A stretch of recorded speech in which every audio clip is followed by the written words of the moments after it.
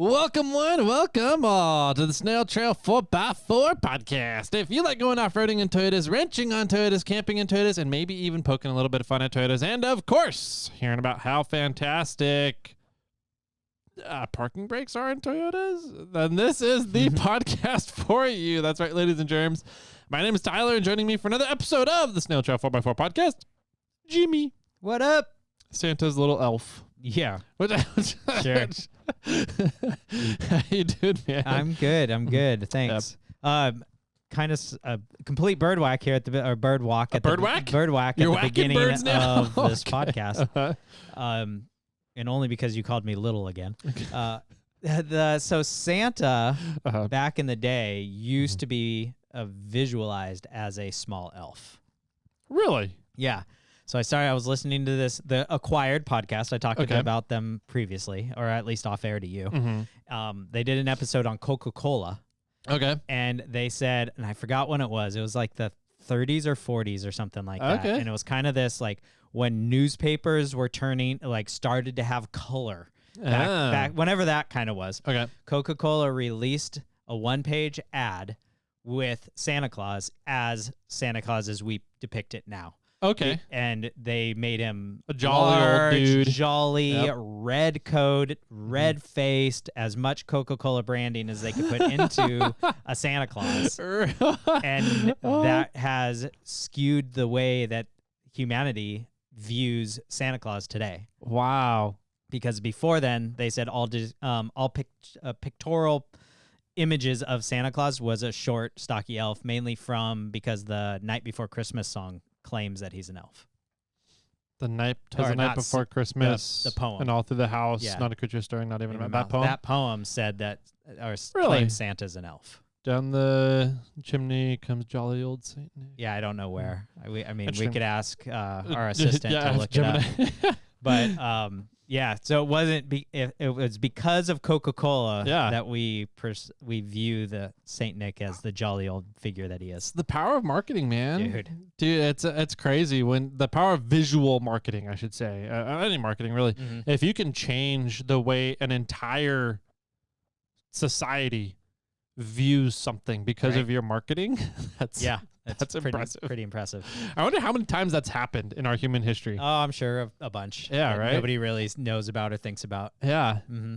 And I would highly suggest that podcast. If you're a fan of Coca-Cola or Pepsi or colas in general, it was a great episode. Yeah, that episode from Acquired, the Coca-Cola episode, talks about the history of Coca-Cola, where it originated from, how they grew the company, how long they sold Coca-Cola for 5 cents, which is amazing to me. Yeah. And then it brought it up into the 80s when they had the really big battle between Pepsi and Coke and the flavor tests. Mm-hmm. And then it brought it up to kind of today and all the different brands that they have and how they are capturing market share and stuff like that. It was really interesting. Nice. There's a great docuseries on Netflix, and I forget which one it was, but it was something about the pop culture of America, something like that. And they dedicate an episode to Coca-Cola and Pepsi. Oh, interesting. The whole battle and kind of the origins of both companies and how it came to a head in the 90s and how Pepsi had to give away a jet because of their marketing. And it's a great episd. So yeah, it was funny because Coca-Cola hired a new marketing company. And the marketing company did their own blind tasting. Okay. And they found the marketing company that was hired by Coca-Cola found Pepsi was the winner of the taste test. Yeah. And they brought it to Coca-Cola and said it, and they pretty much said, you can't share that with anybody.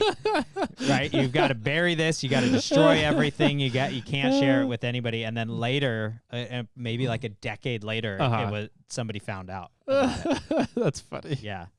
Which brings times. us right back to Wheeling Wine and Whiskey and SnailTrail4x4. Yeah, right? We've done some blind tasting or listening out there with the two podcasts, and it is pretty unanimous. Yeah. That the SnailTrail4x4 podcast is the preferred Even podcast. that albino squirrel dude has agreed. Yeah. that there's obviously a superior podcast, and it's over here. You're listening to it. So you brought that up now. I was going to bring it up next episode on Snail Mail, but I was listening to Wheeling Wine and Whiskey's podcast when I was driving down here.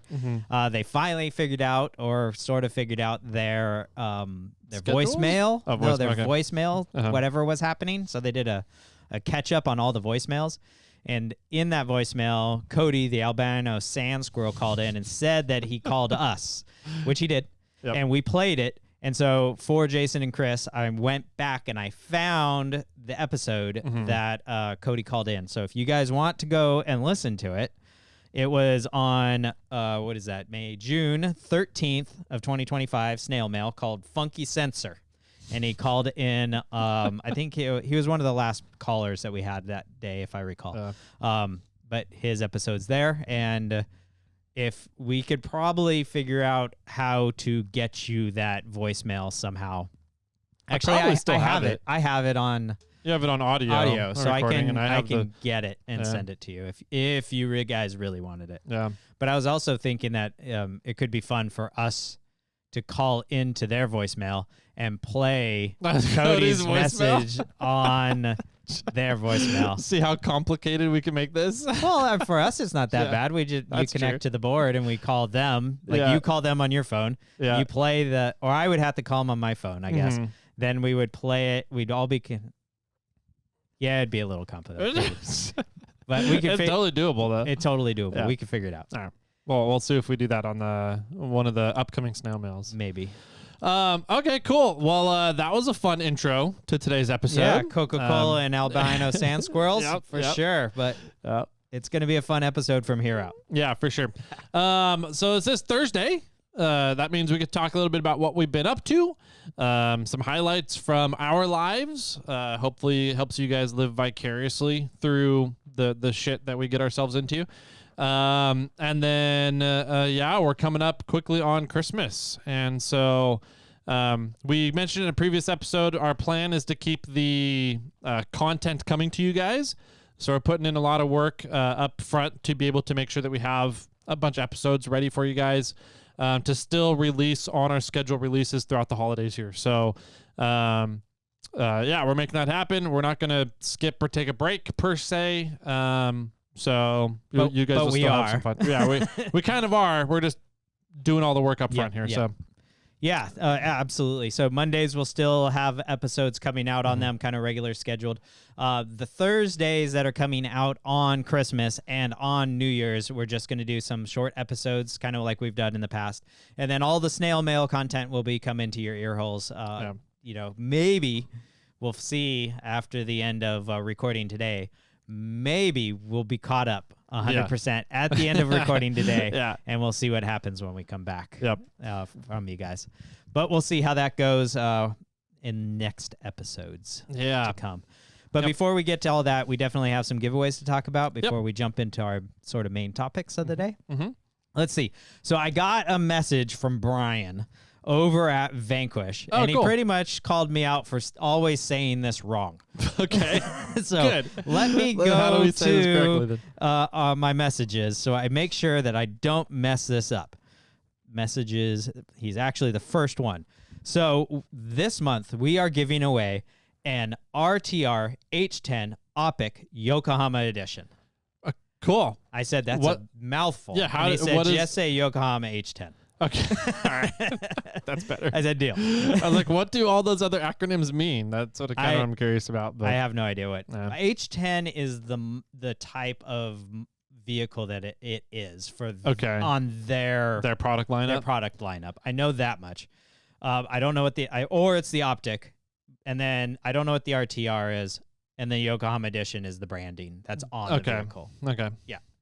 And they went with the Yokohama because we're friends of Yokohama. Yeah. We endorse them. We like them. They're good friends of the podcast. So that's the reason we went that direction. So yes, if you want a chance to win the RTR H10 Optic Yokohama edition from Vanquish, then you need to go over to Irate 4x4, go down to the SnailTrail4x4 podcast, log in, and make sure that you go over and click on that giveaway tier, the giveaway tier, And that will enter you for this month's giveaway, which is from Vanquish. And we are super happy to be working with them again. Yep. This is their 3rd year working with us in the Christmas giveaways. Yeah.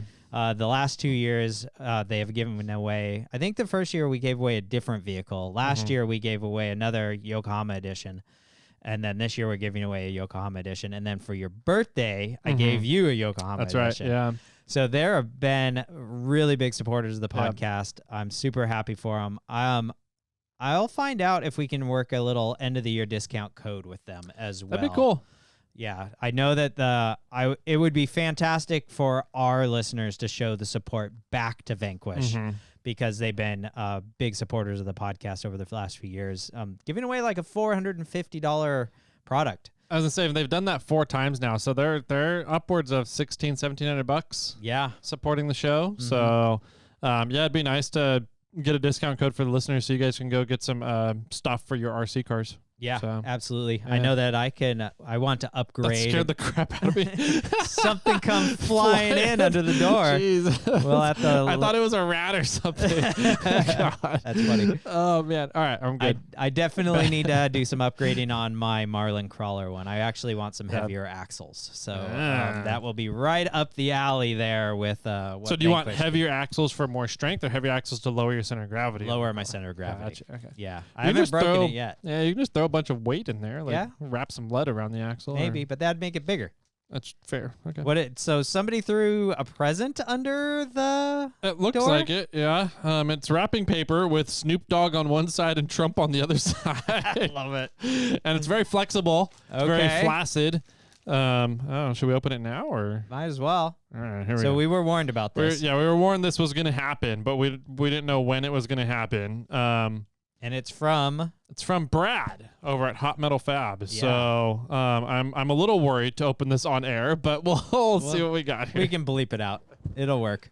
While you're opening that, I'll just really quickly tell everybody that we're also doing another giveaway with Onyx Off-Road. You can go over to Apple Podcasts, log in there, and leave a review, and that automatically enters you to win, or it automatically enters you to have the possibility to win 1 year subscription to Onyx Off-Road. Is it a calendar? It's a calendar. Okay. I actually have been looking at these calendars to get people. Yeah. So this is awesome. I love this. What kind of calendar? All I saw is a sort of calendar-esque. Nature's dick pics. It's a bunch of images of nature making phalluses. Phallic looking things. Oh yeah. Oh my God. So yeah, they're fantastic. I've literally been looking at a few different versions of that calendar. Oh, there's some good ones in here. Yeah. That's awesome. Wow. Maybe I'll have to figure out one of these and make it the thumbnail. That would be funny. The lower left one's top notch. Because it looks like a little bonsai tree? No, it's like legs and then the penis coming out. It's like more than just a penis. It's like has like a body silhouette looking thing. Yeah. Yeah. That's really funny, Brad. That's awesome. Thank you, Brad, Hot Metal Fab, for the nature's dick pics. Yeah, we'll have to leave it right there. See if we can hang it out there. Hopefully it's not have a glare on it from the lights on the camera so people can see it. But anyways, thanks, Brad. Yeah. That's exciting. Thank you. Awesome.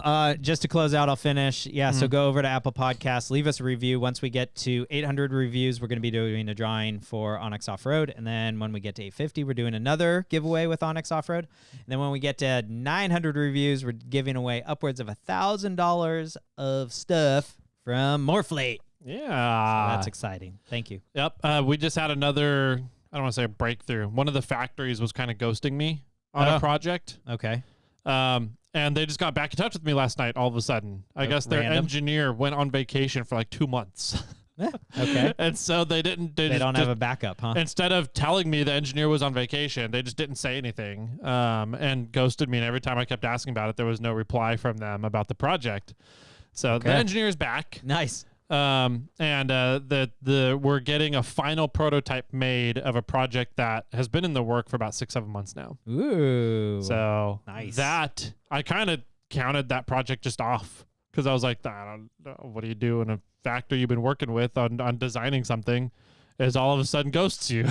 Yeah. So they're back on, and if I think this last prototype, the final prototype, works out, everything works out, this is also going to get included. Whoa. Okay. In the Morphlite package, which is pretty cool. So, all right, that's exciting news. So possibly upwards of more than $1,000 of goodies. Yeah, I think depending on when it all happens, that we might end up hitting more than $1,000 for people. That's a awesome. prize package. So good deal. Yep. Awesome stuff.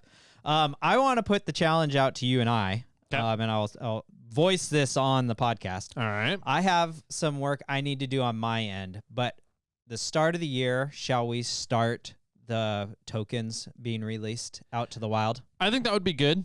Yeah. Okay. Yep. So I have, we'll need to work on a few things, but I have a few updates that I need to do on the spreadsheet. And then I'll let you know when that is, and then we can figure out how to update the spreadsheet into the folder, the Onyx folder, and then we can make it live. Cool. Turn the start of the next year, 2026. Tokens will be out there. Sweet. I like it. Okay. That'll be exciting. I like it too. Mm-hmm. No other necessary updates on my end. I don't think so. Not for housekeeping stuff. Yeah, I think that's all we got. Let's take a quick break then. Yeah. And we'll be right on back with kind of what we've been up to and the shenanigans we got ourselves into this weekend. Are you stuck inside? Are you not sure where you want to go to explore? Well, open the Onyx Off-Road app. It shows you all the trails around you, and it tells you their difficulty. Now you can quickly search out your next adventure or plan your next trip. Download Onyx Off-Road from the App Store. Onyx Off-Road, built for the adventurer. Well, welcome back, ladies and gentle ladies, everybody out there. This is Thursday, which means we get to talk about kind of what we've been up to, some fun things that we've been doing, some stories about our lives, because I think it's a weird thing about podcasting to me is that you guys end up knowing a lot about our lives, and then when we meet you, we're like, I know nothing about you. I feel kind of weird and awkward. So let's see. I have updates for me. I have parking brake. Okay, more parking. Sort of more parking brake update. I have lights, I guess. And that's about it. I don't have a whole lot, but I think there's some fun topics that we can dive into from it. I don't have a whole lot either. It was, like I said, it was tech week for my daughter. I said it last week. So this week, a lot of the afternoons and things were taken up by being a chauffeur. Yeah. And, but there's still some fun stories, and I did some other random stuff. But unfortunately this week, and actually thank you, Husmann, for following up and making sure that we were still on, which we weren't this week because I had a lot of other stuff going on that I can talk about in a little bit. Okay. Well, cool. I'll kick it off, I guess. Take it away. First off, this is more just for you, not really for the listeners. Okay. But, we're here talking anyways because it's the only time Jimmy and I sit down and talk anymore. Yeah. I got a door-to-door salesman last night. Cool. At Congratulations. My house. It was very fun because usually I like to tell them to fuck off. Yeah. And if they don't, I just shut the door and walk away while they're talking. I'm kind of a dick door-to-door salesman. I'm sorry, everybody out there who's a door-to-door salesman. But this one I got excited about because he said he was from Fidium Fiber. Oh, congratulations. Yeah. So you talked about your getting into fiber when it was getting installed in your neighborhood. And he immediately goes, hey, I'm from Fidium Fiber. I'm sure you've seen the fiber trucks in the neighborhood installing fiber in the area. And I was like, I didn't, but I'm really excited. Yeah. Because I've been looking for fiber options in this neighborhood, and AT&T won't come over and lay fiber in the area. Nobody else has internet in the area. Really, my only option in my neighborhood is Comcast. Yep. For broadband internet. Back in the day, it was only AT&T for me. Yeah. And there was a few other options, only AT&T, and that's why I went to Starlink. Yeah. And then Wave Broadband, which turned into Astound Broadband. Yeah. Finally ran fiber in my area. Yeah. Which is I'm shocked that I got fiber before you. Yeah, right. That's impressive. Yeah. But anyways, so I've been waiting to get away from Comcast. I hate Comcast. Comcast is one of, if not the worst company known to existence from customer service side of things. Yes. They're up there with UPS, which says a lot. UPS sucks.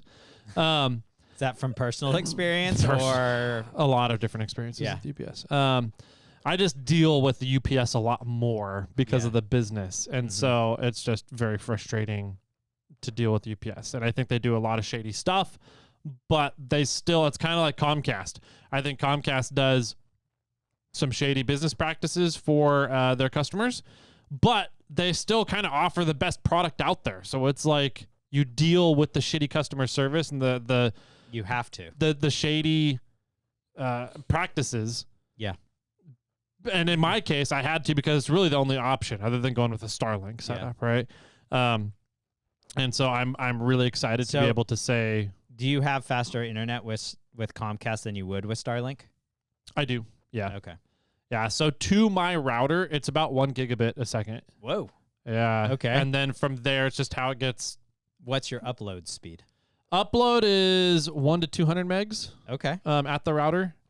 So once I'm on Wi-Fi throughout the house, and I have 2 mesh networks in the house. Right. That goes down to 80 megabits downstairs and 50 megabit upstairs. Okay, so that is roughly Starlink speed. Yeah. That upload is. Well, it's faster to the Starlink or to your router, your access point. Sure. But like Starlink is what, like 100 and 100 they claim? They claim. Yeah. I get on my mini, I get upwards of 150 to 200. Yeah. What was I? I was 80 and 10. So they must not be 100. They were on your Starlink? Yeah.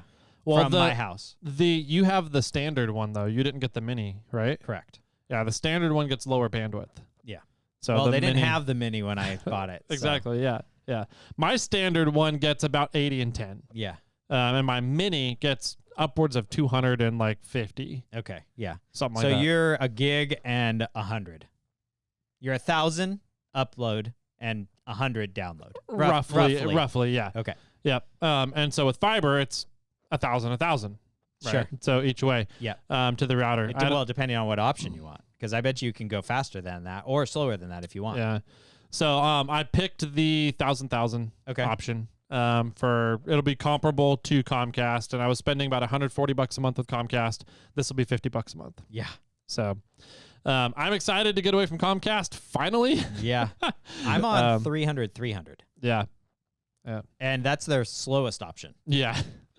and for me, I was like, well, I was at 110. So going to 300 is like super fast. Yeah. And it's more than enough for our house. Mm-hmm. There's no necessary need for us to go any faster at this point in time, which is wild. Yeah. But yeah. I know there's people out there, gig up, gig down, or faster. Then they want it or need it. I don't have that need, I guess. Yeah. So that's wild, but cool. So half the price and less than half the price. Way better upload, but about the same download. Yep. Cool. Yeah. So anyways, congrats. So when is it installed or are they going? They're coming in on Thursday, nice. but the fiber is in the area. So, sweet. That's awesome. Yep. I'm excited. As soon as he said who he was, I was like, oh, you're all giddy. I'm like, I don't have to tell you to fuck off. Yeah. This is awesome. I can be nice to a door-to-door salesman now for once. Again, I apologize to all the door-to-door salesmen that have come to my house in the past, especially when we had an infant in the house, because I would tell them, I'm not talking to you. The baby's sleeping. I'm not risking waking that thing up. Yeah. Get out of my property. Get off my property. And they're like, well, no, we need to talk to you. And I'd be like, get away. Go. I'm not talking to you. And they'd keep talking. I would just shut the door in their face and lock it. So anyways, that was the first update. Okay. Nice.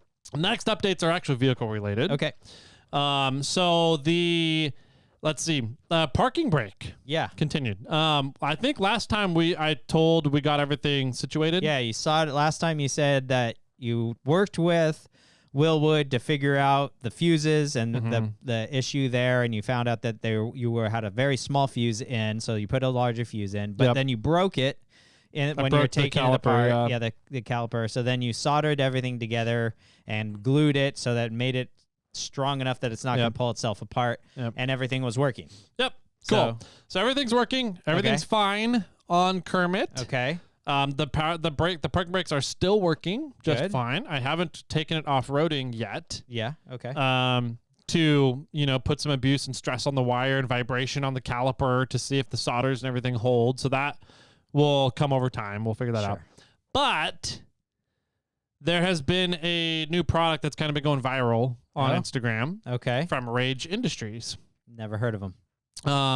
They make they've essentially taken a stock brake caliper that has an electric parking brake built into the one caliper. Okay. From, I believe it's Ford. It's on Ford trucks. And it's set up standard to go onto a Sterling 10.5-inch axle. Okay. So they've taken that and started making different applications for it for off-roading purposes. Nice. So Will over at Metal Cloak got one of these and put it on his Fusion 14-bolt axle. He had it adapted to go on the Fusion 14-bolt axle he has under his JL. Okay, so it has both the disc brake that you would normally when you press down the pedal, and then it has a electronic parking brake built into it. It's all sort of one thing. Yep, it's all one thing. So it essentially has your hydraulic disc brake that squeezes both the pads on your rotor, the way a normal caliper works. But then it also has an electric motor built off of that caliper, the same caliper on the backside that engages the pads as well. Okay. So what's really nice about this setup is that it's all in one unit. Like my setup on Kermit, I've got the Willwood 4-piston calipers, and then I also have a separate caliper that is my parking brake. Right. Which is fine. It works well, but it's just there's a lot of caliper going on.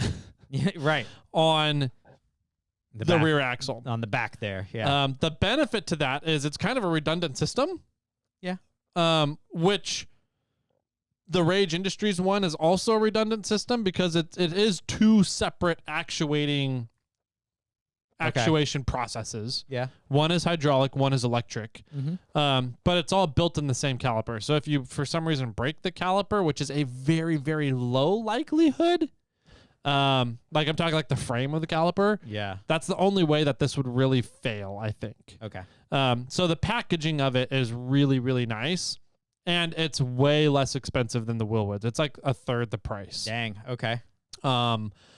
So, and they don't have an ECM with it. Oh. So there's not an extra ECM to control everything. It's just a reverse polarity switch to run power to the electric motor on the caliper. Okay.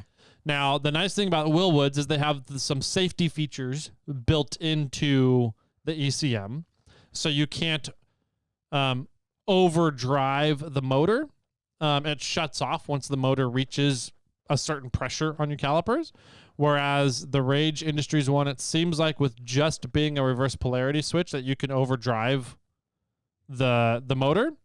Okay. You don't really know when it's engaged and in tight, other than letting your foot off in neutral and seeing if the truck rolls at all, right? Sure. Or listening to it and maybe hearing the motor wind up or wind down or however. Yeah, which means you have to have your engine off to hear it, kind of thing, right? So that is one of the really nice things I like about the Willwood is that you just turn the switch and the ECM controls and figures out when it's fully engaged, stops power to the motor.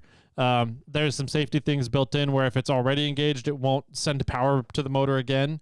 If it's disengaged, the Willwood ECM only disengages the calipers enough to clear the rotor. Whereas the Rage Industries one, you kind of just hold the reverse polarity switch until it's all the way disengaged. And how do you know when that is? You don't. Okay. The vehicle rolls. So I think that there's some more safety features built in. Is it the same pads for both? So I believe so. Yeah. I haven't got that far into it, but it looks like it's the same pads for both. Okay. Anyways, they have different applications now. And Unleashed 4x4, George, has now installed those on his wife's Jeep and the Tacoma. I saw that. Yeah. And it sounds like a lot of people are really interested in this product, thanks to the work that George and Will have been doing with it. Okay. And the Mule does not have a parking brake. Oh. Yeah. So you're probably going to add some on there, huh? And the Mule has a 10.5-inch Sterling rear axle. Perfect. So it should bolt right in. Yeah. For about $500 to $600, I think it is total for the package. Should bolt right up. Yeah. And should be good to go. So that's awesome. Yeah. Dimitri actually messaged me because I was talking with George on one of his posts. And Dimitri saw it and messaged me. He goes, "Let's get a set of these on the Mule." Oh, I was like, for sure. That's what I'm aiming for. Mm-hmm. So I need to take the Mule in after I get it back from the wrap. Yeah. Okay. I need to take the Mule in to have the rear swing out finished, completed, get the blinker circuit fixed, and then I'm also going to have them install the Rage Industries parking brake calipers on the Mule. So while that's in there, so all right, perfect. That'll be the next stage of updates. Yeah. For the Mule. Nice. Yeah. That's awesome. That's cool. It sounds like a really cool product. It is. It's very well. I think it's neat. I mean, the OEMs have had electric parking brakes for a few years now, quite a few years on vehicles. I want to say the Toyota 4Runner has the 5th gen 4Runner near the end of its cycle started getting an electric caliper built in. Oh, really? I didn't know that. And I've heard that somebody was able to utilize that caliper from Toyota. But apparently the Ford caliper for the Sterling axle, which is arguably used a lot more in rock crawling areas, sure, in the rock crawling industry markets, and that caliper is a lot less expensive than the Toyota caliper. Okay. To get from the factory. So Rage is sourcing the caliper direct from Ford and then building the different brackets for the different applications for different axles out there. Neat. Yeah. Yeah. I know that the 5th gen 4Runner I don't know if it went to electronic, I don't know when or what, but I do know that they had a separate caliper and a small drum brake for inside That's of what it was. the disc. Yeah. So the drum brake would press outwards on the drum of the disc brake. Yeah, the rotor. The rotor. Yeah. Excuse me. So the drum brake would press out against the drum of the rotor. Yeah. But it would still have a caliper for your day-to-day. Yeah. And I don't know if it was electric or not, or if it was a straight up I cool heard old somewhere pull cable thing. Yeah, I thought I heard somewhere that they went to an electric one at the very end of the cycle, but that's unconfirmed. So don't take I've always wanted to take one of those axles and put it under the Tacoma. Yeah.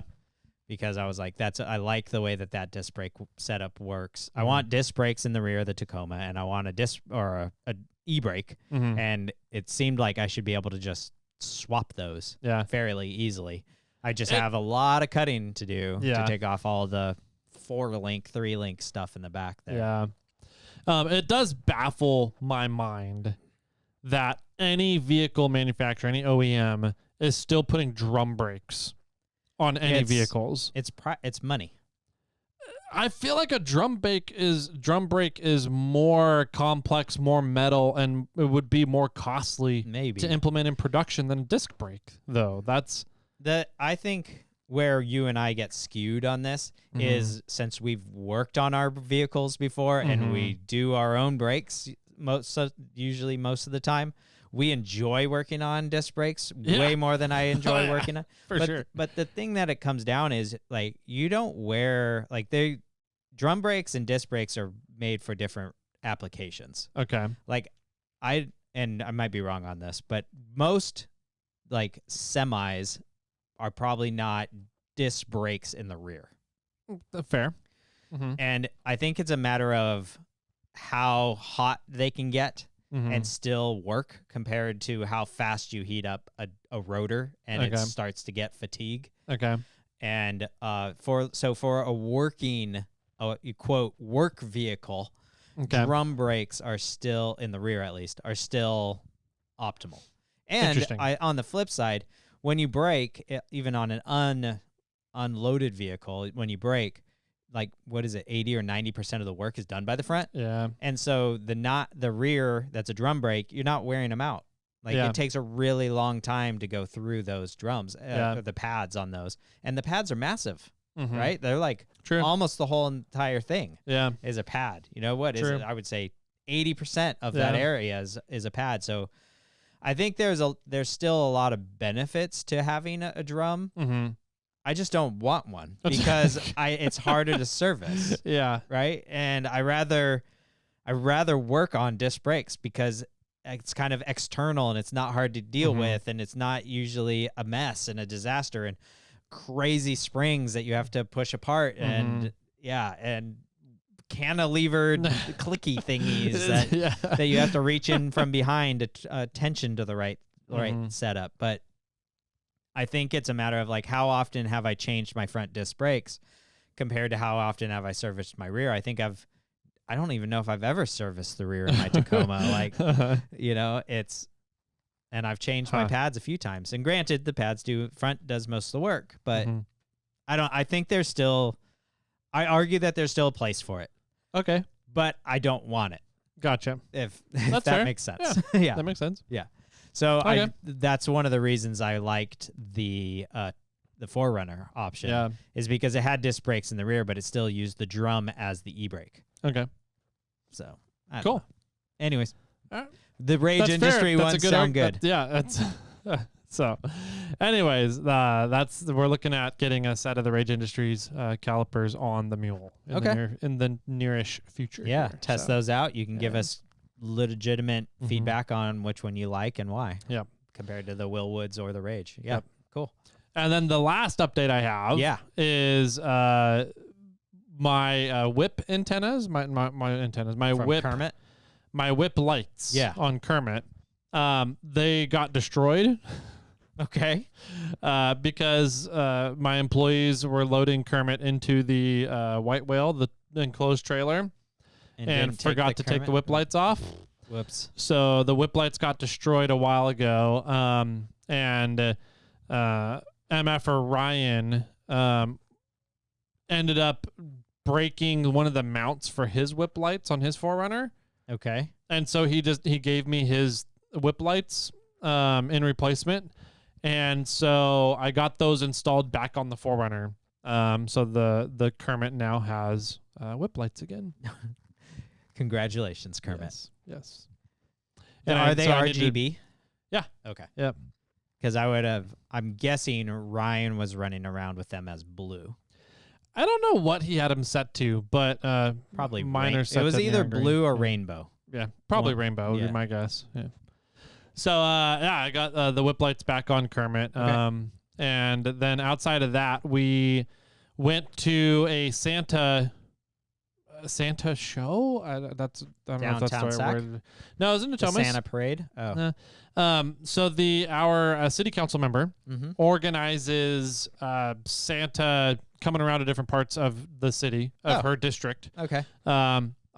This last week for the kids. Yeah, sure. So they went by one of the schools, the elementary schools in our neighborhood. Does he like ride on a fire truck or something? Yeah. Yeah, rides in on a fire truck. SAC PD comes in with lights covering their vehicles as the escort for the parade, quote unquote. And then the city council member and a bunch of volunteers. And then the city council member does some caroling next to the truck with her volunteers. And they have snow cannons. Snow cannons. Yeah. And so all the kids get to come out there, and one of the local liquor stores gave away free snacks to the kids and hot chocolate for the kids and the adults. Your local liquor store was giving away free to the kids. I was like, what kind of liquor are they giving to the kids? The best kind of liquor, the hot good cocoa liquor. The hot cocoa liquor. That sounds like a liquor you would enjoy. Yeah, exactly. So anyways, it was a really cool, really well done. Nice. And Reed was completely like shell shocked. Yeah. From the whole thing. I put him up on my shoulders to watch the fire truck and all the lights going off and the snow around us, quote unquote, which is it was soap bubbles. Yeah, pretty much. Yeah. Really fine soap bubbles. So he really enjoyed the fire truck. Okay. Which is always fun. I love watching him and how he reacts to big trucks and big vehicles. Yeah. And then outside of that, it was just a good time. He was playing with a couple of the other kids, and he got some snacks. Okay. So he was happy. He was happy, and it was a fun time. And nice. He went up and gave Santa a high five. Oh, perfect. So he's in a big high-fiving phase right now. Oh, yeah. I remember those phases. Yeah. But anyways, that was the only other real kind of exciting thing we did. I'm still in that phase, so. All right. Yeah, me too. Worked out. Nice. Yeah, it was a fun week. He was home all week long from with hand, foot, and mouth. Right. Which, if you have a toddler in daycare, you know what that is. And that's why we were recording remotely last week. Yep. And now we get to be back in person this week. Hi. So, hi. Nice. Yeah. Did you guys go to Lights?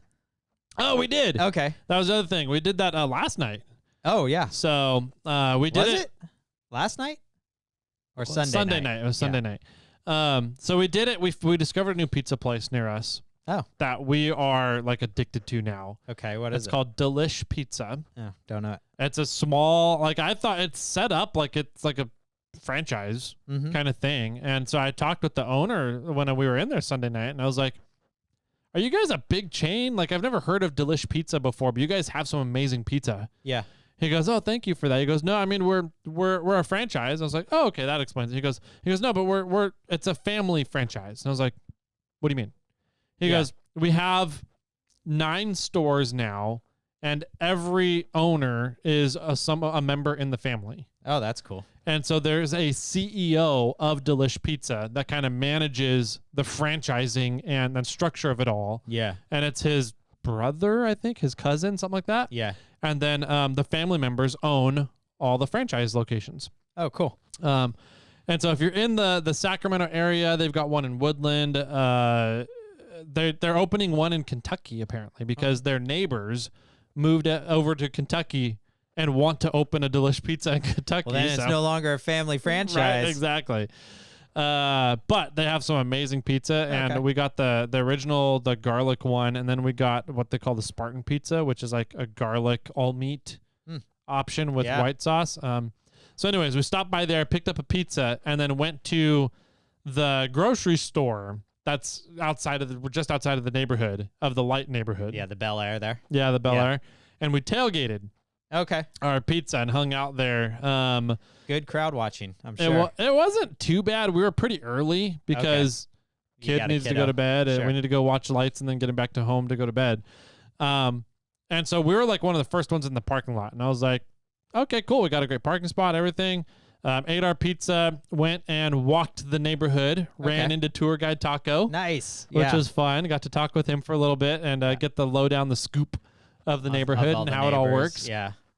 And then came back, and when we got back to the parking lot, it was packed full. Yeah, I bet. And I was like, I'm glad we got there early. Yeah. With our tailgating party. It gets wild over there for sure.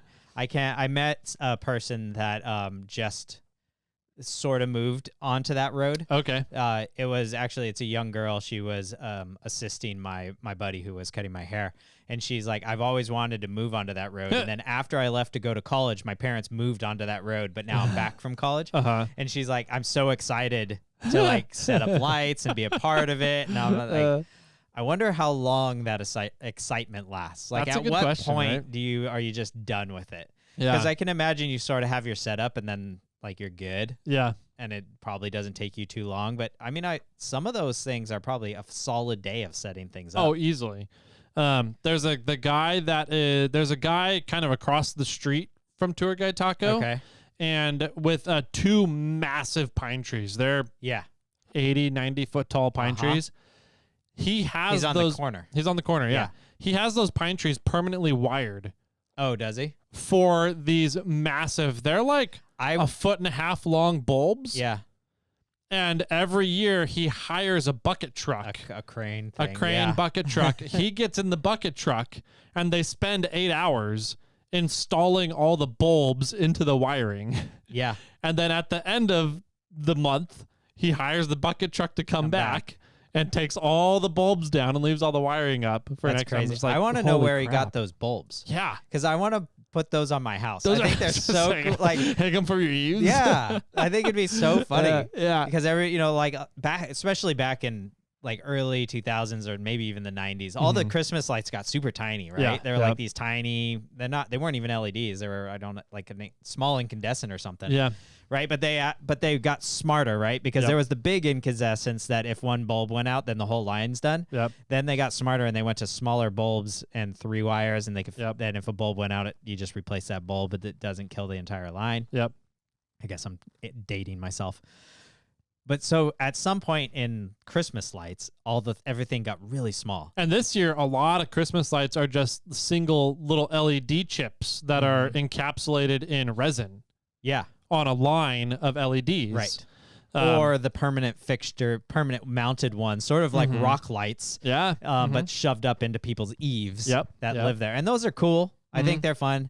The benefit I think about the permanent style ones is you can turn them on for any holiday, or you can turn them on like, oh, we're having a birthday party, let's turn them on. And you can change the colors of them, so you can just have a white or yellow light at night for the year round, and then make them red, white, and blue for 4th of July, absolutely, green and purple for Halloween, and etc. So we changed our Christmas lights. I wanted bulbs, like I wanted the visual appearance of a bulb, right? Yeah. But we got the Govee RGB style ones. Okay. And so we sat outside, the mini assistant and I hang it around the second story, like a third of the way around the second story, but all the way viewable from the front, completely covered the second story, and almost all of the roof line of the first story. And then the mini assistant, I sat outside for like 10 or 15 minutes just playing with preset settings on the lights to see which one we wanted, and we ended up with their standard Christmas one. They thought that was the best one we liked. I made one where it literally is, it's red green red green red green by bulb, and it just doesn't change. It just sits there static, red green red green. But it's so fun to be able to like tweak it however you want. Like I could set it red green red green red green by bulb, and then have it like fade in and out, or like rotate white all the way, like it'll rotate white all the way around, but then it'll go back to green or back to red once the white dash rotates around it. Or you can have them like dance and do all these fun things with it. So the technology's come really far, but I want those big. I went and asked him one time where he got them. He said he made them. What? Yeah. Wow. Yeah. And I was like, oh, I'm not going to do that. But I've always thought that hanging these ginormous bulbs from the eaves would be really funny. Yeah. But I don't know. But they look great. It's a fun spot. A couple of houses this year had the full house lighting system. Oh, really? So all their lights in the front yard were all connected together in the same controller. Yeah. So had music playing. There wasn't music playing, but they had different patterns just strolling across the entire front house and the front yard and going every which direction. And something would light up, and then something else would light up in a very specific pattern around the house, and then everything would light up and then fade out. And it was pretty cool. Like that's the systems that I want to get. Those are on my bucket list. I've always wanted to do those. But like at the time when they first kind of started up and appeared, they were like $50,000. Sure. I was now, like, though, fuck. And everything's RGB. You can change all the colors of every single one. You don't have to have multiple bulbs. And, So now I'm kind of curious what the cost of those systems are nowadays. Sure. If it's like $5,000 to $10,000, I might go all in and buy a whole system next year for the house. Hell yeah. And be that house in the neighborhood. Hell yeah. So do it. Yeah. There's a lot of fun houses around there. We didn't walk it this year yet, at least. But I do believe there are some houses out there that have like turn to this radio station, and they'll have music going, and then you can watch it, and it kind of dances to that music. Yep. So that's always fun. It's I think I like the walk. I like parking at the Bel Air. I like walking down and walking the street, the loop there, and we usually walk on the inside in it because I think there's just less traffic. I think most people are on the outside. Yep. There's some houses that are outside in the driveway, hanging out by a fire pit of some sort, and then some houses are selling cookies and hot cocoa. Some houses sell Girl Scout cookies. Some houses are selling coffee and stuff. And we usually we stop at a different place usually all the time, but we'll grab hot cocoa for the kids and the adults, and then we'll sneak in a flask of whiskey and we'll drink our hot cocoa down a little bit, and pour some whiskey in and walk around some more. Yep. It's not even, I doubt it's, maybe the whole thing's a little over a mile walk from the parking lot at the grocery store. So it's fun. It's long if you're having to carry a toddler the whole time. Yeah, I'm sure. But that was one thing we didn't foresee. He liked the lights too much. Okay. And he kept trying to run into people's yards. Oh, yeah. To touch all the lights and boop them. He's big into booping things right now. Got it. Yeah. So like anytime there was lights like along the sidewalk in the front of people's yards, he would walk by and just boop every single one. Nice. But if there weren't lights at the sidewalk and they're further up, he'd take off running up into people's yards and up into their porches. And I'm like, no, we can't do that. And we couldn't get him to stop, so we had to carry him the whole time. That's a bummer. Yeah. Yeah, he really enjoyed it. I forgot what it was. There's a house with like a Santa, kind of just a few houses down from Tour Guide Taco's house. Okay. And then I think you like write a wish on a piece of paper, or you sign their book. It's like in the garage. It's in the garage. Yeah. That one's cool. Yeah, that's fun. There's a lot, and there's a lot of themes there too, which is like there's the Star Wars themed house, or the Charlie Brown themed house, or the oh man, there's the one I love every year, and I can't. Calvin and Hobbes themed house. Okay, that one's always fun. I was impressed as to how many themed houses there were, and how many people didn't duplicate themes. Yes, that was what was kind of they overlap a little bit here and there, but for the most part, they're all different themes. Yeah, I think they kind of talk about it when they're. Like they have a sign-up sheet. No, well, I think they sort of have their their theme, and they sort of stay in that alley, and they don't kind of like once somebody has it, they're like, oh, the house over there does that, so you should. God dang it, John didn't do his Calvin and Hobbes this year. He went Pirates of the Caribbean. Now we gotta change ours. Yeah, or something. The hell, John? Like there probably is those arguments. There's probably that one person's like, I'm tired of this one thing. I want to change it up to this, but that person has it. Yeah. So. I don't know. Did you see any, or do you know of any, or know of the K-pop Demon Hunters? I know of them. I still haven't seen it. Like, did you see anybody in that loop have anything about it? I didn't notice any. Oh, okay. Anyways, that's fine. Is that what you would do? No, I just know it's popular, so I was wondering if the popularity of that show has made it to Christmas lights. Christmas tree. Yeah, I'd be surprised if it hasn't, but it didn't in that street. Yeah. No, that's always fun. It's in Rockland, California. We're not going to tell you where Tour Guide Taco's house is exactly, but he's on that Christmas light street. So if you go I forgot what it's called, that area. I forgot to already. But if you search Rockland, California Christmas lights, that it'll probably comes up. Yeah. And then if you're savvy enough, you can probably figure out where his house is. If you're walking down the street, I think it'd be pretty obvious where his house is. Yeah. And if you care for that. Cool. All right. Anything else? That's it for me. Okay. That's all the updates I got. So I will really quick, been playing a lot with AI stuff lately and trying to figure out how best to utilize AI as a tool. Okay. Rather than replacing people with it, because I just think that's wrong. But there's a lot of really cool stuff that AI can do, and we implemented a chat feature on the Morphlight website that starts as an AI bot, and then very quickly will transition to a live chat with a person if you want it to, or if it deems it's necessary, which I set it to deem it necessary very quickly in a conversation if it needs to. But we're having a lot of fun with it, and we've loaded it with a lot of jokes too. So if people want to have some fun jokes, there's some fun jokes, and there's adult themed jokes if you can get it to ask, or if you can get the AI to open up to you, it will tell you some adult themed jokes. Wow. Thanks to Tyler. Yeah, of course. So that's fun. It's fun. I want people to go and test it because I want it to break. Yeah. And I want it to see if it'll be feasible in a slew of different scenarios. The only way to figure that out is to thoroughly test it and have people use it and crowdsource testing it. So if you guys are bored, go to morphlight.com and talk with our new AI bot and see if you can break him. And when you break him, we do get an alert on it on the back end. It says, somebody asked a question I didn't know the answer to. And then we can put that answer into its knowledge base essentially. So do you want people to test it with whatever? Or do you want them to test it with Morphlate questions? Preferably Morphlate stuff. Okay. I mean, if you test it with whatever, it'll come back and just tell you, well, I know stuff about Morphlate. You can ask me questions about Morphlate stuff. Yeah. But if there's like some fun questions that come through that I'm like, that would be a fun feature to implement for people to just have fun with through the Morphlate website with. Yeah. I may implement it on the back end so that it can converse that way about that topic That's with funny. you. So, yeah. Huh. All right.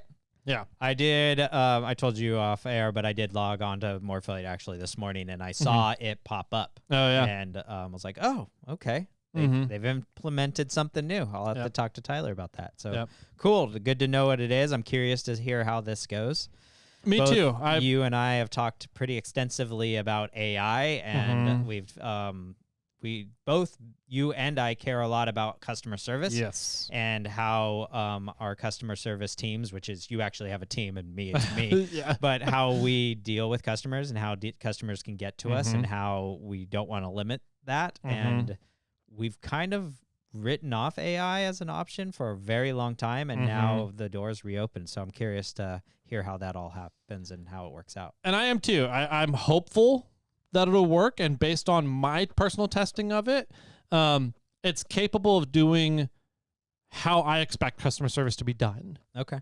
And the real benefit of it is it's not tied to the internet. It's not like ChatGPT where you can go and ask it anything you want, or Gemini or Copilot, any of those. Yeah. But it is tied to everything that I feed it, so I can train what it knows and what it doesn't know. Right. And so I've taken and fed the entire Morphlate website. And the cool thing about what we've done with the Morphlate website is that we have done all the R&D, the engineering, the math, and the physics on airflows, pressure ratings, duty cycles, stress testing of different components of a product, of showing how our internals are different on the compressors from other compressors out there and why that matters.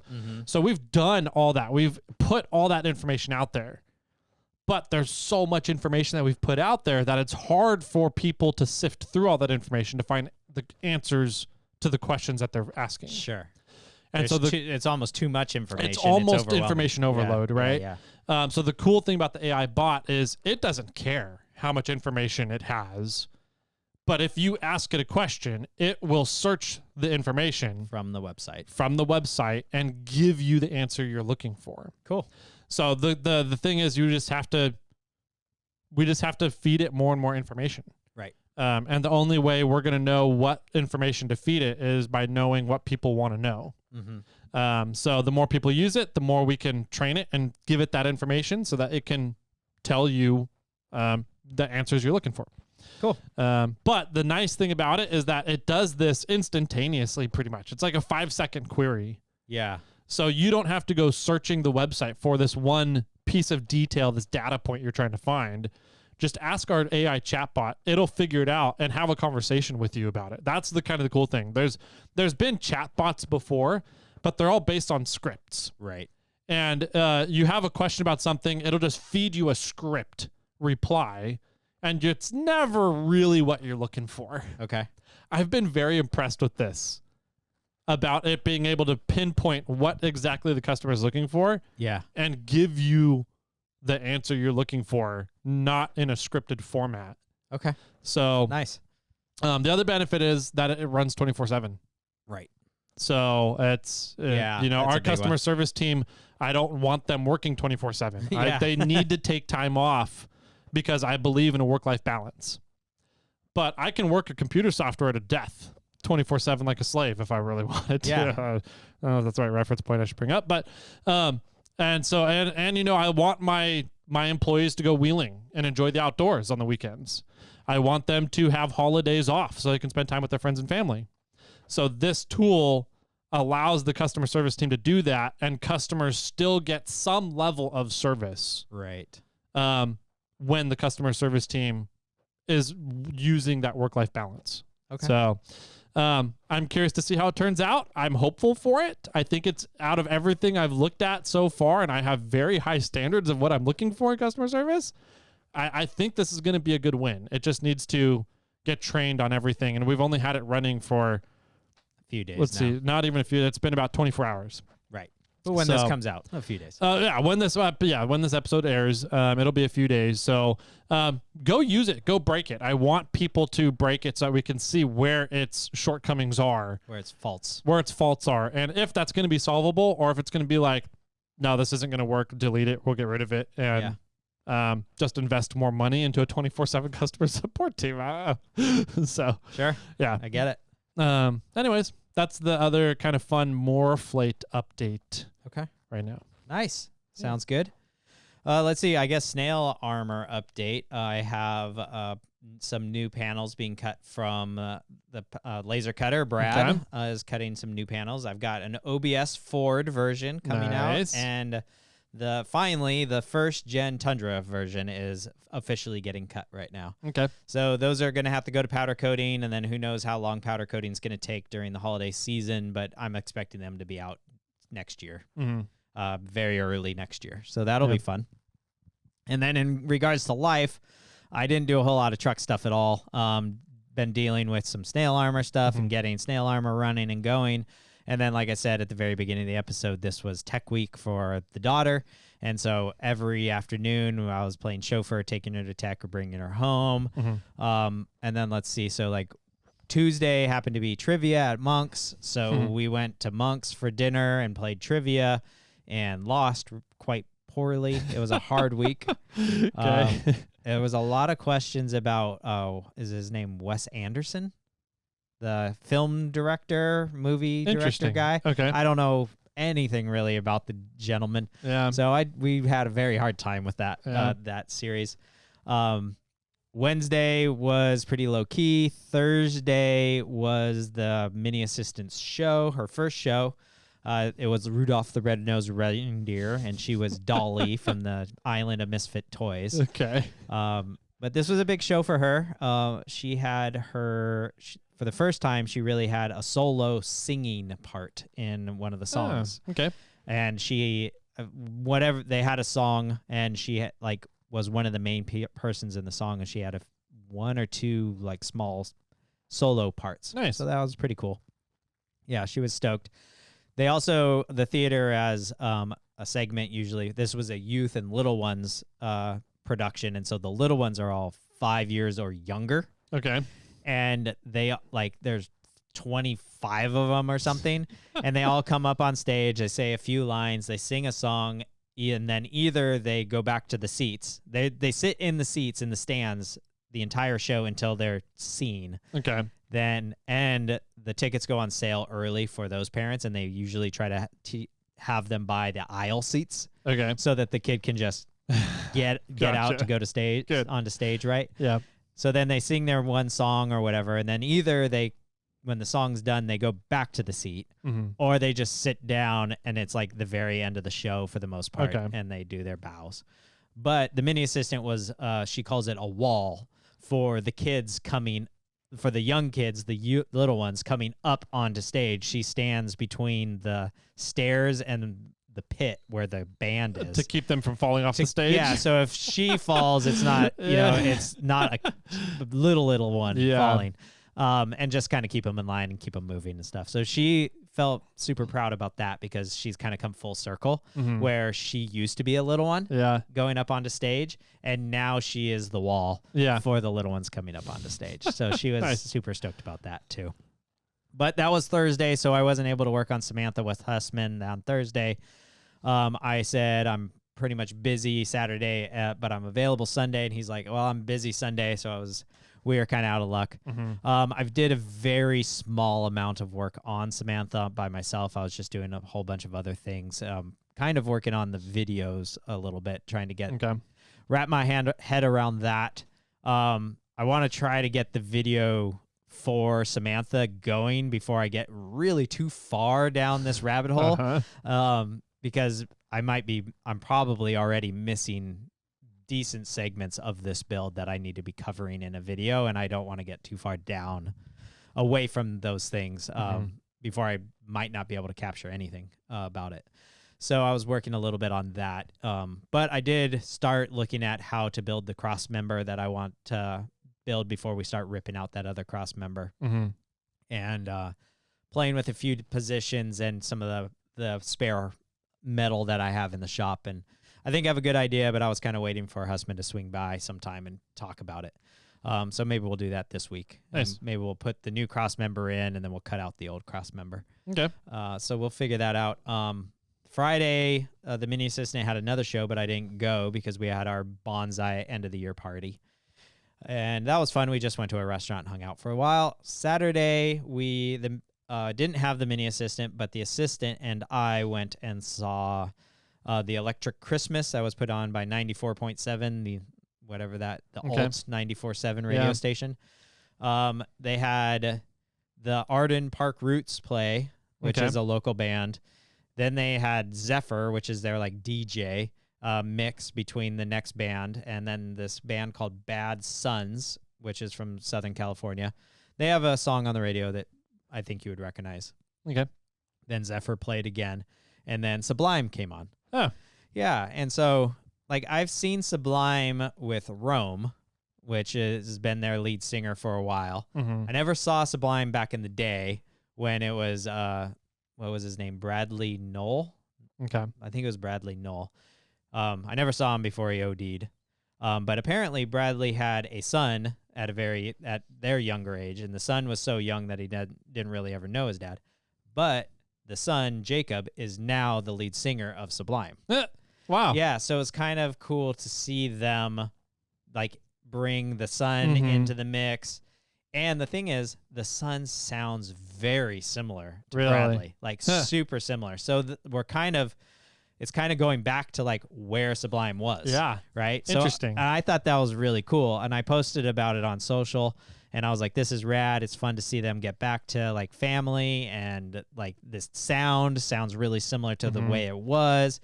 And I had a listener reach out. I'm like, yeah, I don't like it that much. And I don't like it because it's not like they're not evolving. They're just redoing the same thing. And I said, I get that, but they're coming out with new music. Yeah. So, and he's like, oh, well then that changes things kind of. All right.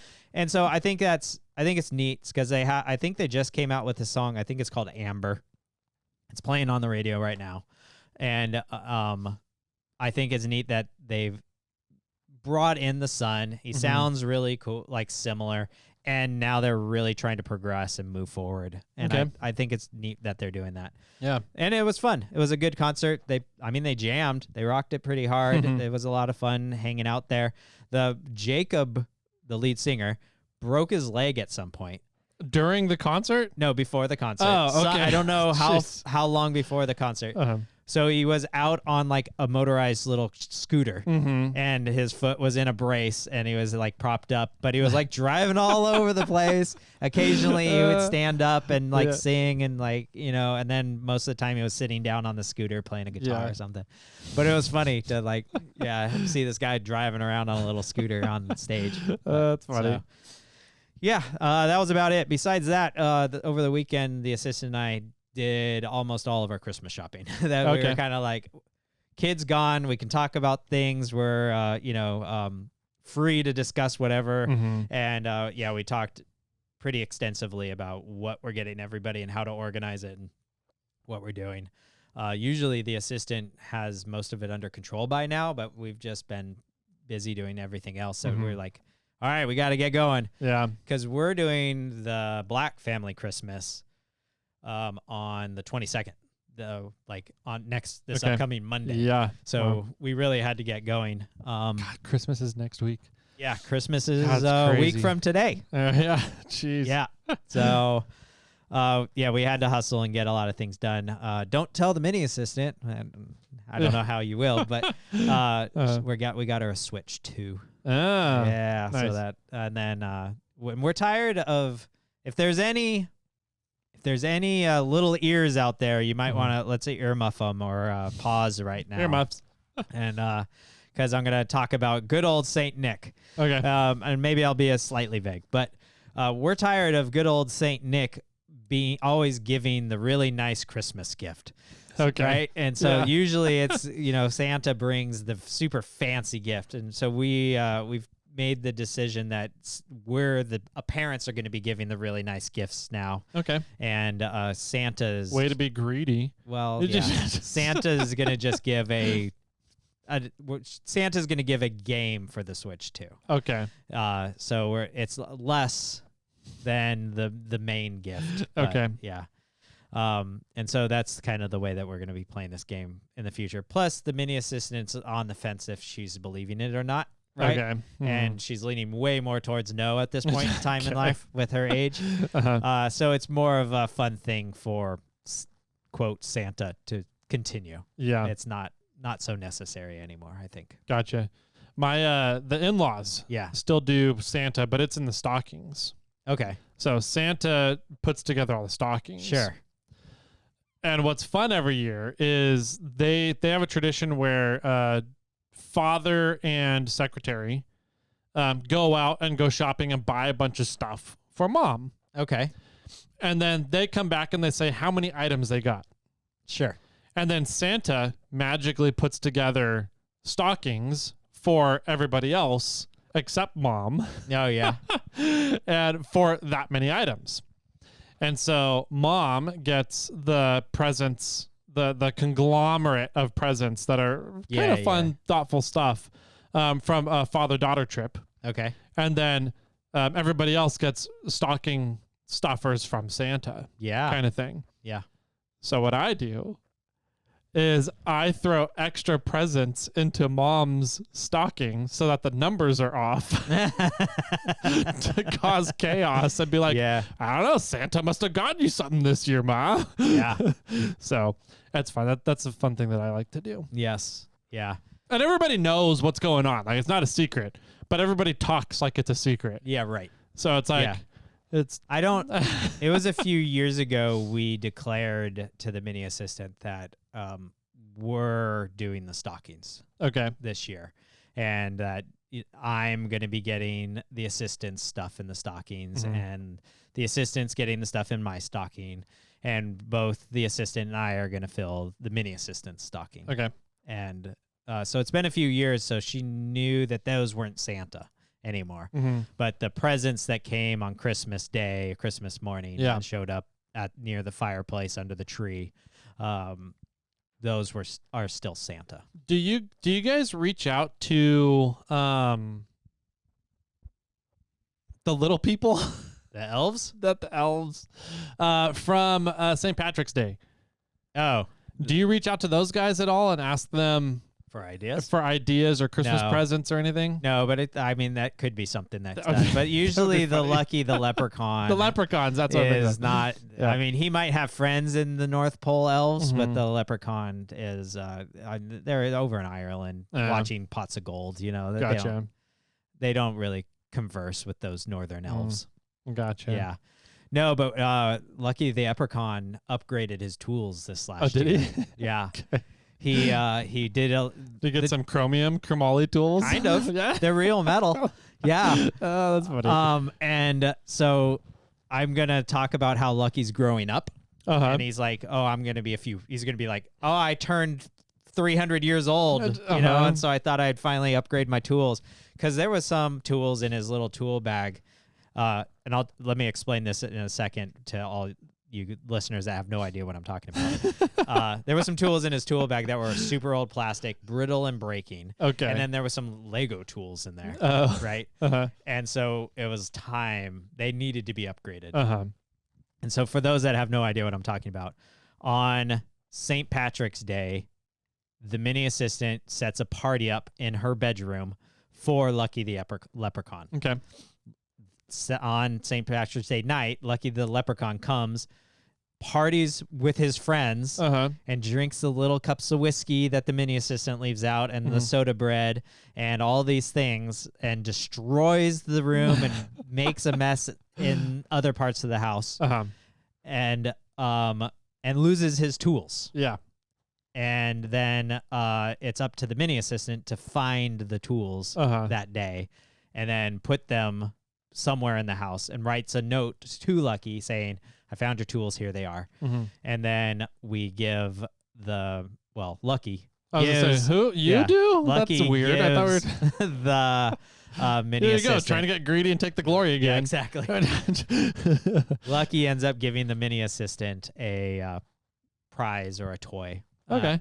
For returning the tools. Yeah. So I really like that. Yeah, it's fun. So Lucky went online and went to a 1/10 rock crawler scaled. I was gonna ask, does Vanquish make tools for the RC cars? Yeah, but it is exactly where the brand, the style of thing that they are from in a rock crawler. That's funny. A scaled version. People that like want to build their rig scaled. It's 100% that. Wow, yeah, that's awesome. It's a shovel, an axe, some pliers, and there was another like a crowbar or something.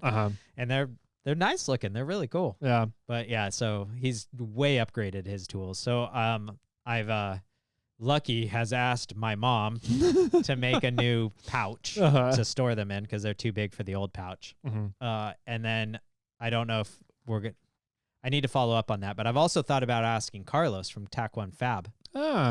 Because he does leather work. That's his like main gig, right? Yep. And so I thought about asking him to make like this super fancy little pouch. That would be fun for him. And so, and what I'm excited about, like, it eventually will, and it probably is already getting damn near that time where the mini assistant's going to figure it out, some stuff about Lucky. And but I'm excited. Do you think she's figuring out Santa or Lucky first? I think she already has an idea about Santa. I think that's going to carry over to Lucky. Poor Lucky. Yeah. But this was a tradition that my parents did. Okay. And I took it on to my child. And I'm hoping that Lucky will continue to show up for her children. Nice. Yeah. Well, Lucky might end up paying visits to Reed as well. There you go. So he's right on the verge of talking. Yes. He's being very vocal. Yeah, he's trying to say words. Yeah. And he has little made-up words for different things that we know. Sure. But he's right on the verge. In daycare, when I picked him up yesterday, they were like, he's right on the verge of putting it all together. Yeah. So I think once he's kind of can communicate verbally with words about his needs and his wants, and we can have conversations with him. Yeah. That's when I think Lucky and some of these other fun things will show up. End up coming by the house. Okay. Yeah. Well, maybe I'll send you a link to where Lucky got his tools. Yeah. And maybe we'll reach out to Carlos to make 2 bags. Yeah, right. So that's always fun. And you can, like, the way that my parents did it was they just they wrote a note and said Lucky lost his tools. Yeah. Right. They didn't have a whole party? There wasn't a party.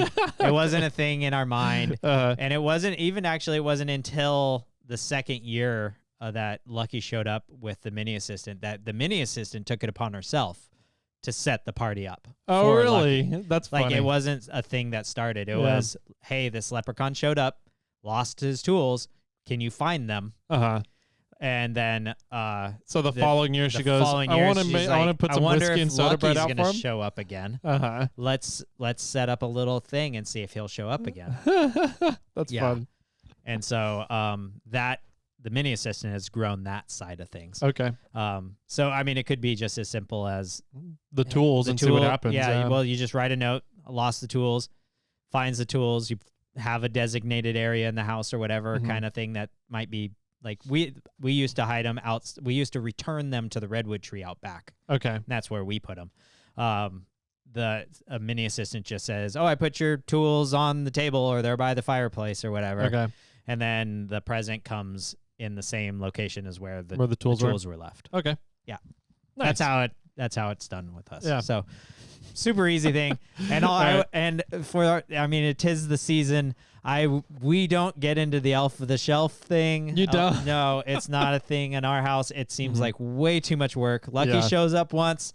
Santa shows up once. This elf on the shelf thing goes all month long, and you got to figure it out and continue it every single day. And or the elf continues it and does it every day and causes mischief and figures out how to create mischief every day of all of December. I have no idea. Yeah. And then disappears, and you do that year after year after year. Way too much work, in my opinion. That elf is way too crazy. I'm glad that elf does not show up at our house. It does show up at the mini assistant's dad's house, but the elf really only has to be nasty 4 days of the month, roughly. Fair. So it is fun to hear the stories of what the elf on the shelf did when the mini assistant's with her dad. But yeah, super happy the elf never came to our house. That's funny. Yeah. That's all I got. All right. Good concert. We considered towing the trailer to Thunder Valley and staying literally at Thunder Valley overnight. But we decided we wanted to wake up in our own beds, so we got an Uber home. Yeah. All right. Well, cool. Good stuff. I think it's a fun week. Some fun updates. Next week is Christmas, a week from today. So, like I said, we'll still have a release schedule for shows, episodes for you guys. So pay attention to those. We might be a little shorter of an episode on Christmas and on New Year, since both those will be landing on Thursdays this year. So, but we'll still have something to chat with you guys about and bring some joy, hopefully, to your holidays. So I think that about does it. If you guys want to get a hold of us, give us a call. We love hearing the voicemails, getting to chat with you guys on Fridays during snail mail. 916-345-4744 is that phone number. I fixed it so I don't answer it anymore. Good job. It does go through to the voicemail now. Let's see. We can get a hold of us on Instagram. So I watch the 4x4 Toyota Tyler. Jimmy watches over SnailTrail4x4. There's emails.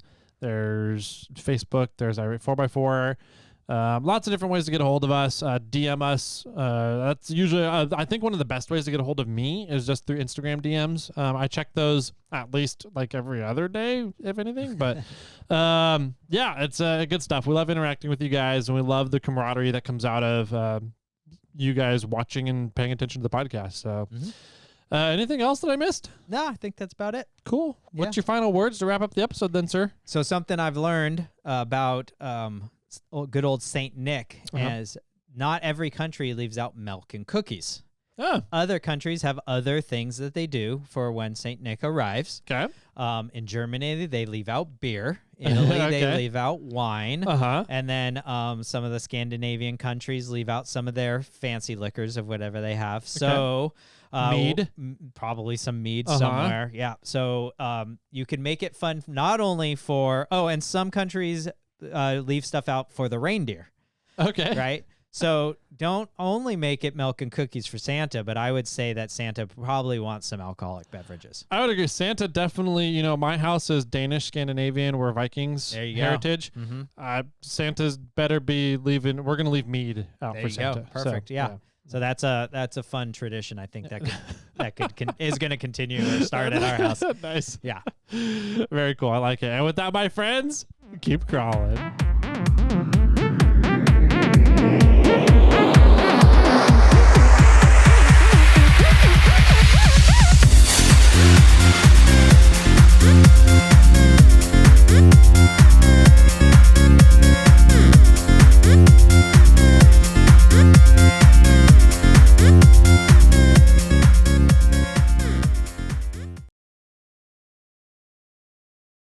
Do you want to try that again? No. If you want to hear the joke and you're watching on YouTube, it's only on the podcast this week. All right.